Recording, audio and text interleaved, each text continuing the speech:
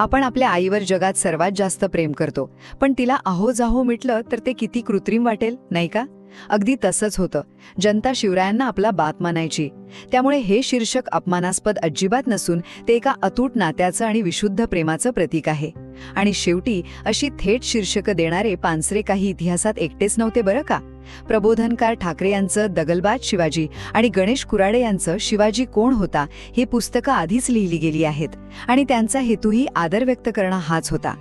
थोडक्यात सांगायचं तर या पुस्तकाचं नाव हा कोणताही अपमान नसून शिवराय आणि त्यांच्या रयतेमधील अत्यंत जवळचं पित्यासारखं नातं दाखवण्याचा तो एक प्रामाणिक प्रयत्न आहे. हे शीर्षक महाराजांचा अपमान करतं की त्यांच्याबद्दलचं अफाट प्रेम दर्शवतं? एखाद्या महापुरुषाला एकेरी हाक मारणं हा नेहमीच अपमान असतो का?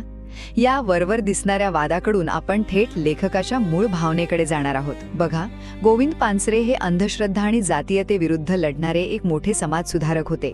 त्यांनी शिवरायांवर सखोल अभ्यास केला, अनेक व्याख्यानं दिली आणि मग हे पुस्तक लिहिलं. हा केवळ इतिहास नाहीये बरं का, तर एका महान नेतृत्वाचा तो शोध आहे. अनेक राजे होऊन गेले, पण रयतेच्या मनात फक्त शिवरायच का कोरले गेले आणि मावळे त्यांच्यासाठी हसत हसत मरायला का तयार होते, याचा वेध त्यांनी यात घेतलाय.